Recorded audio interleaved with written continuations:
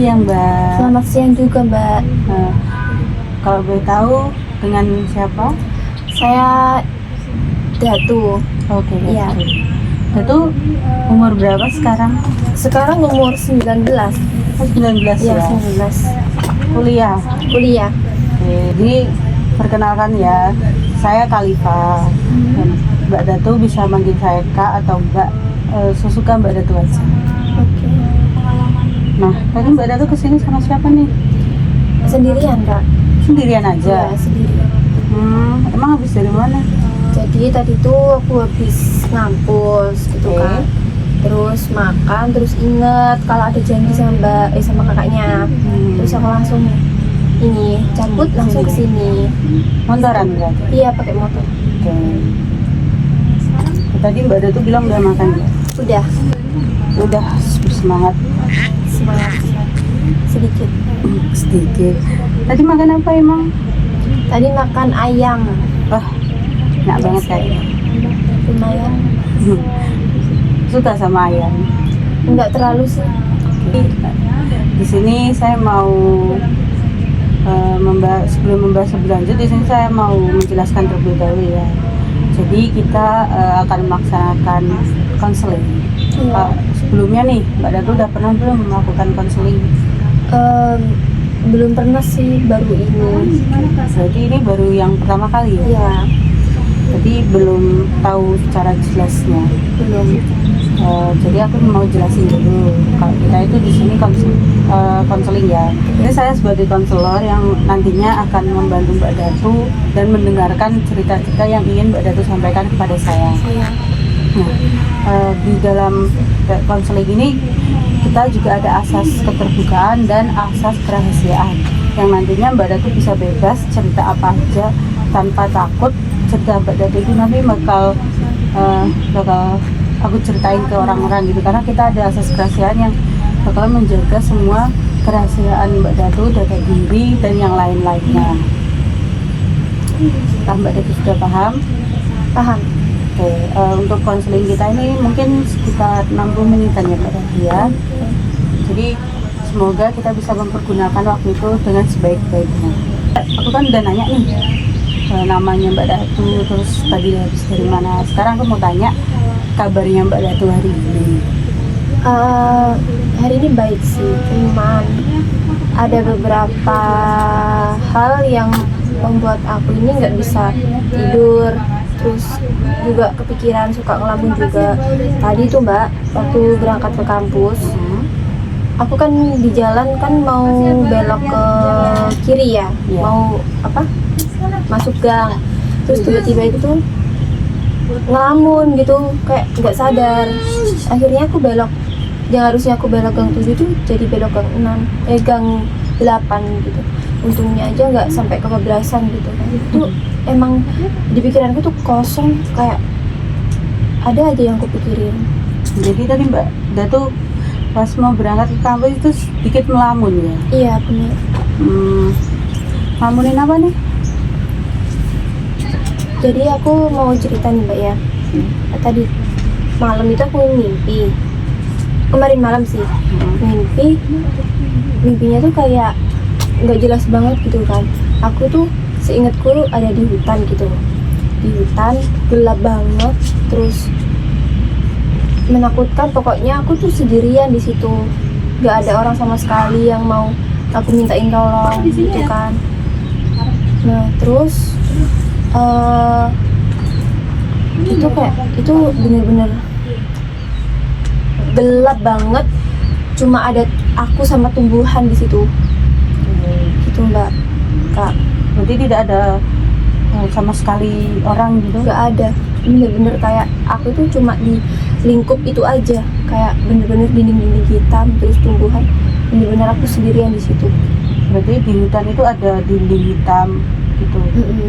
Oke.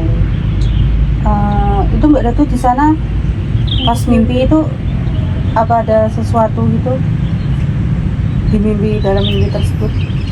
Nggak ada sesuatu, cuman hawanya yang aku rasa sampai sekarang itu dingin banget, terus bener-bener mencekam, aku mau minta tolong tuh bingung gitu kan.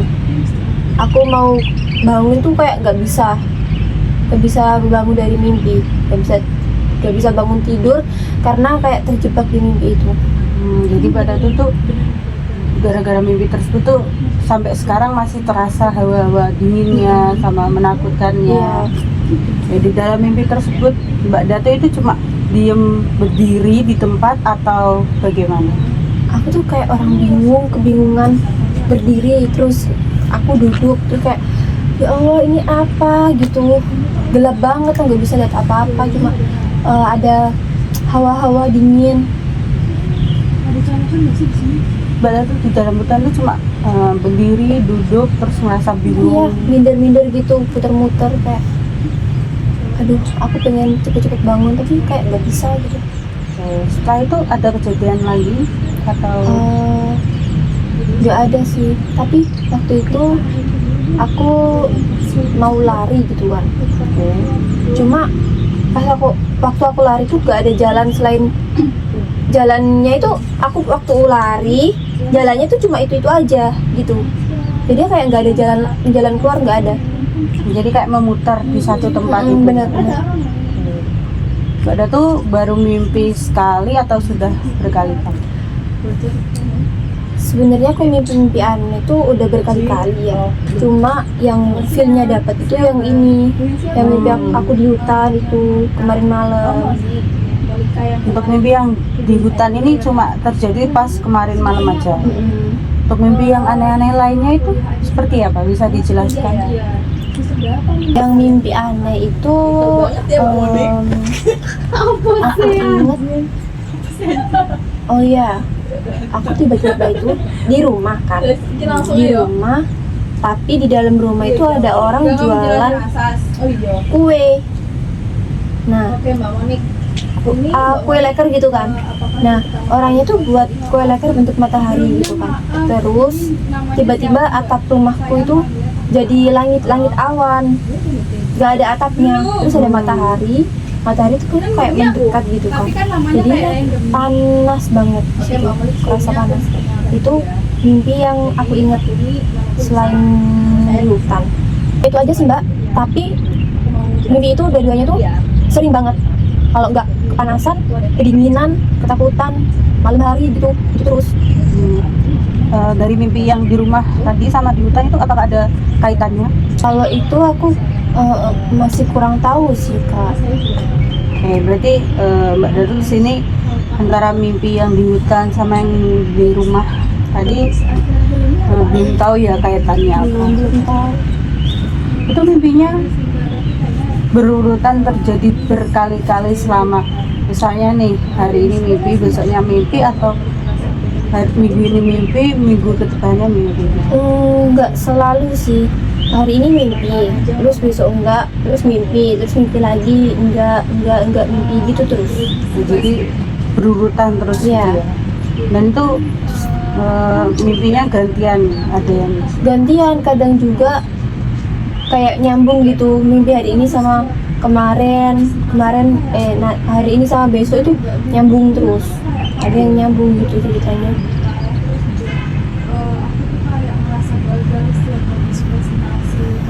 Oke, kembali lagi ke mimpi yang di hutan.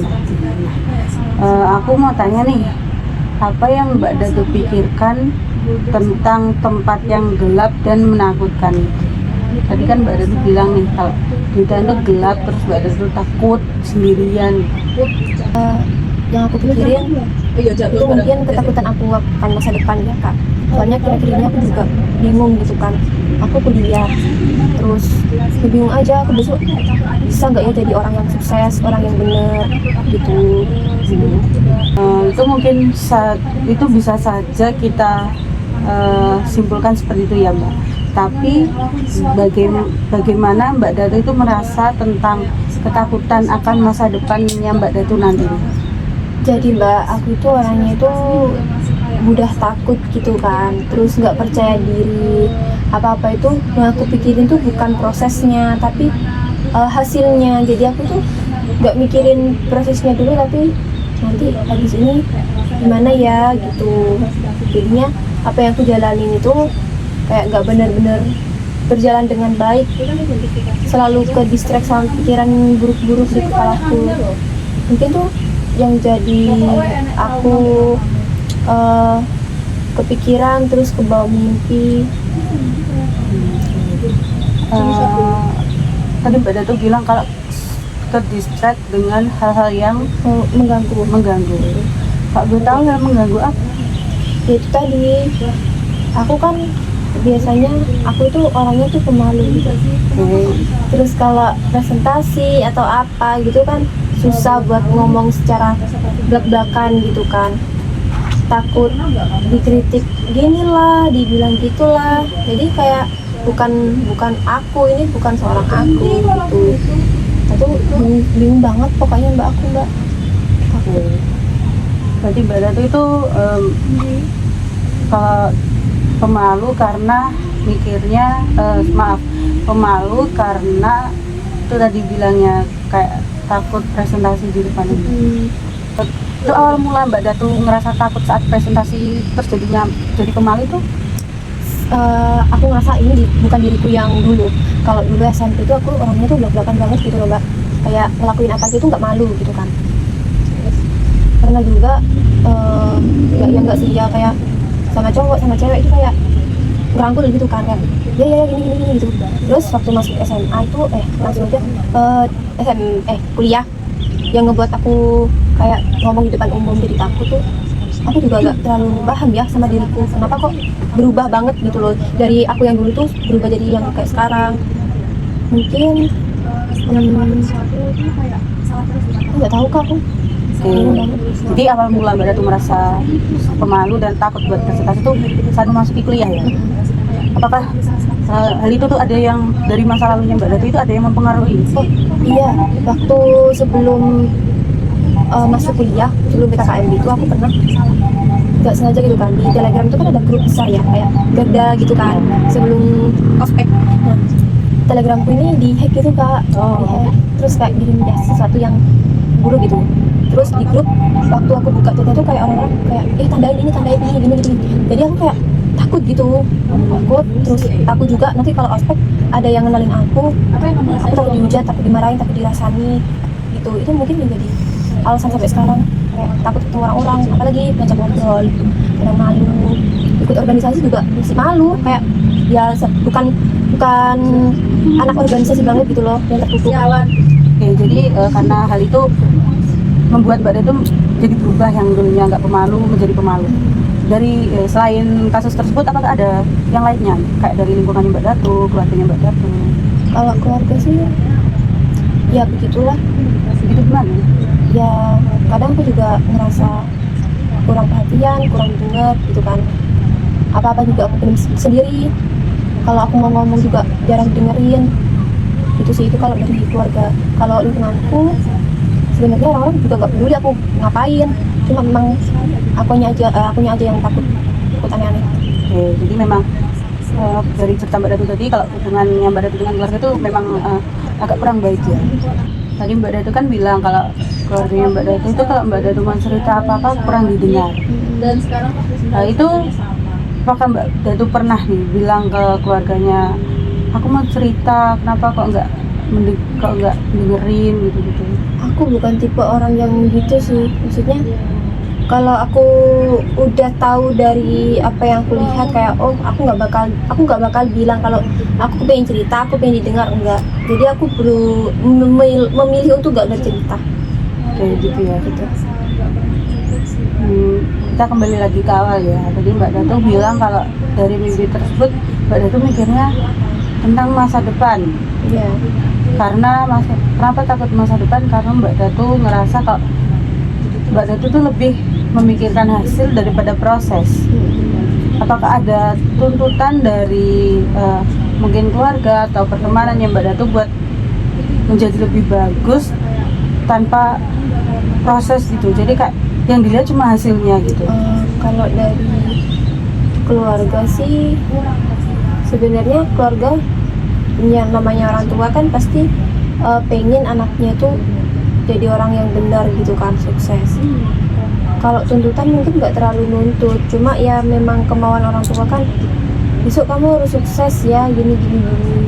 Ya karena aku lihat dari lingkungan keluarga aku tuh orangnya tuh yang berpendidikan semua gitu, ada yang jadi dosen, yang gitulah. Jadi kayak aku tuh insecure, gak mau takut, gak kayak seperti mereka gitu, malu lah kalau aku beda sendiri kayak gitu. Aku mikirnya gitu.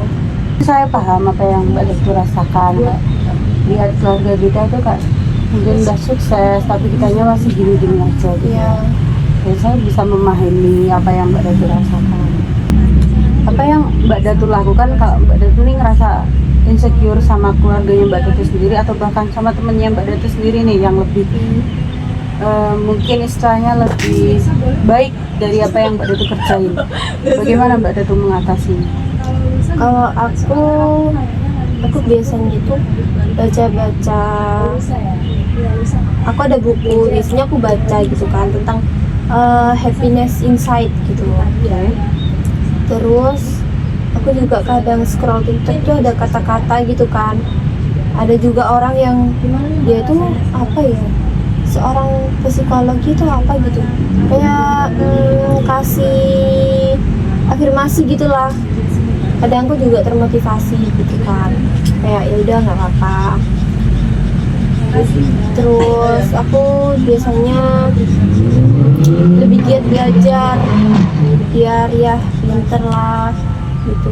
Itu mungkin itu saat ini yang aku lakukan sih. Ya, itu udah bagus ya langkah-langkah yang Mbak Datu lakukan buat mengatasi keinsecurean yang Mbak Datu itu. Tadi Mbak Datu bilang kalau Mbak Datu udah berusaha dengan belajar dan sering mendapatkan afirmasi positif dari TikTok ya tadi. Iya. Apakah itu berdampak langsung dengan Mbak Datu kayak Mbak Datu semakin jadi semangat atau apa bagaimana? Mungkin dampaknya nggak langsung, cuma ya syukur alhamdulillah itu kayak ngasih motivasi buat hidupku gitu loh kak. Gitu. Kan Mbak Datu itu pernah merasa bahwa Mbak Datu itu tidak bisa mengontrol atau mengatasi situasi-situasi di mana menurut Mbak Datu itu situasi tersebut sangat-sangat memang berat atau memang tidak pasti gitu. Iya sih, aku kadang nggak bisa ngontrol rasa tenang gitu kan. Kayak contoh di sebuah acara ya, misal aku ini jadi si acara yang ngeordinasi semua rundown gitu kan. Kalau aku ngerasa gugup terus kayak tergugup-gugup gitu, kadang aku tuh kayak ngawur gitu, kayak ngasih instruksi tuh ngawur gara-gara kayak otak ini penuh gitu kan.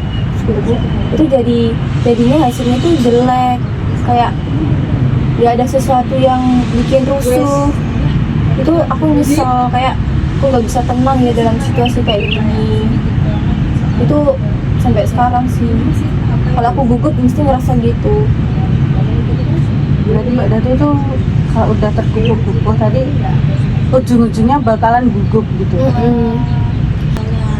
Oke, baiklah, sekarang apakah Mbak Datu pernah mikir kalau Mbak Datu itu bisa mengatasi situasi tersebut?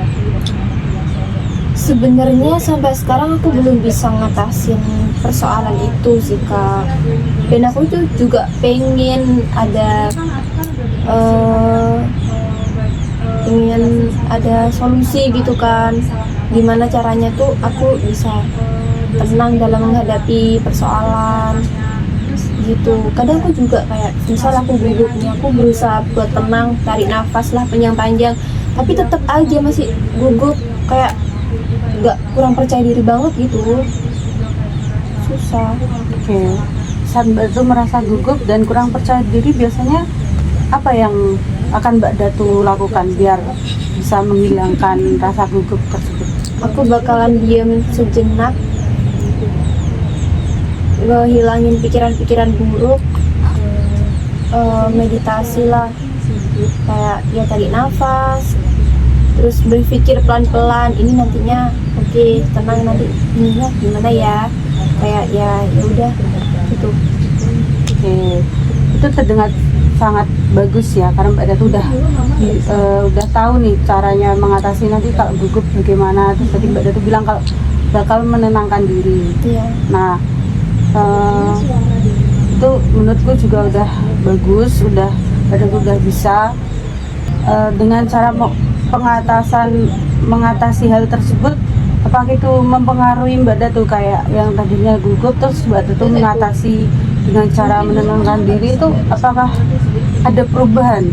Kalau perubahan mungkin sedikit ya, seenggaknya itu bisalah mengatasi hal besar sedikit jadi kecil gitu. Oke, dari yang Mbak Datu bilang kepada aku tadi, terus dari strategi yang udah Mbak Datu ambil kayak menenangkan diri dan itu membawa hasil yang bagus, bisa menenangkan walaupun sedikit, itu udah bagus ya menurut aku. Tapi Mbak Datu mau nggak kalau dengan strategi itu tuh kayak bisa membantu Mbak Datu semakin lebih baik lagi? Mau. Nah, mungkin kita bisa membuat rencana agar Mbak Datu itu bisa mengatasi kegugupan yang Mbak Datu tadi alami dengan lebih baik lagi. Mungkin kita bisa membuat rencana agar Mbak Datu itu bisa lebih baik dalam mengatasi masa-masa seperti gugup atau pemalu gitu ya, yang menurutnya Mbak Datu itu bisa membuat kekhawatiran di masa depannya Mbak Datu. Iya. Tolong ya Kak. Ya, it's okay, nggak apa-apa. Di sini aku bakalan bantu Mbak Datu agar Mbak Datu itu bisa lebih plong lagi. Tapi di sini aku mau tanya dulu, apakah ada rencana untuk Mbak Datu tuh bisa meningkatkan kepercayaannya Mbak Datu gitu akan masa depan yang nantinya akan datang? Rencanaku, aku bakalan tidak akan takut lagi dan aku bakal ngehadapin ini semuanya. Aku juga bakalan cari dukungan dari orang-orang terdekat kayak keluargaku, teman-temanku gitu. Oke, itu sangat bagus ya. Mbak Datu udah memiliki rencana atau strategi yang sangat bagus dalam menghadapi masa depannya Mbak Datu. Kak, mungkin aku akan mencoba untuk melawan semua ketakutanku dan aku mungkin kedepannya bisa menggapai kemauanku, kayak masa depanku yang lebih tertata, lebih terbuka lah sama semua orang ya, demi masa depan sih. Oke, berarti mungkin Mbak Datu bisa mencoba apapun yang ingin Mbak Datu coba, apapun yang ingin Mbak Datu explore, bisa untuk menghadapi ketakutan Mbak Datu tentang masa depan. Mbak Datu kayak bisa ngelakuin sesuatu hal yang memang itu bikin Mbak Datu itu semakin percaya diri. Oke Kak. Mungkin sesi konseling kita hari ini telah usai ya. Iya. Untuk Mbak Datu sendiri, kalau memang ada yang masih ingin diceritakan, kita bisa melanjutkan di sesi kali ini atau kita bisa melanjutkan lagi di sesi selanjutnya. Mbak Datu bisa menghubungi saya kembali jika memang ingin menceritakan sesuatu yang bikin Mbak Datu merasa kayak masih bingung gitu. Iya, mungkin aku bakalan ke kakak lagi buat sesi selanjutan sih Kak. Oke. Di sini saya akan sangat terbuka mendengar cerita dan keluh kesah dari Mbak Datu, dan saya juga berharap semoga Mbak Datu menjadi semakin percaya diri dengan masa depan Mbak Datu nantinya. Oke Kak. Terima kasih ya Kak. Setelah aku cerita ke kakak banyak hal, itu lebih plong, lebih lega. Terus aku udah dapat solusi juga buat ngatasin masalah ini. Intinya terima kasih banyak ya Kak. Oke, sama-sama.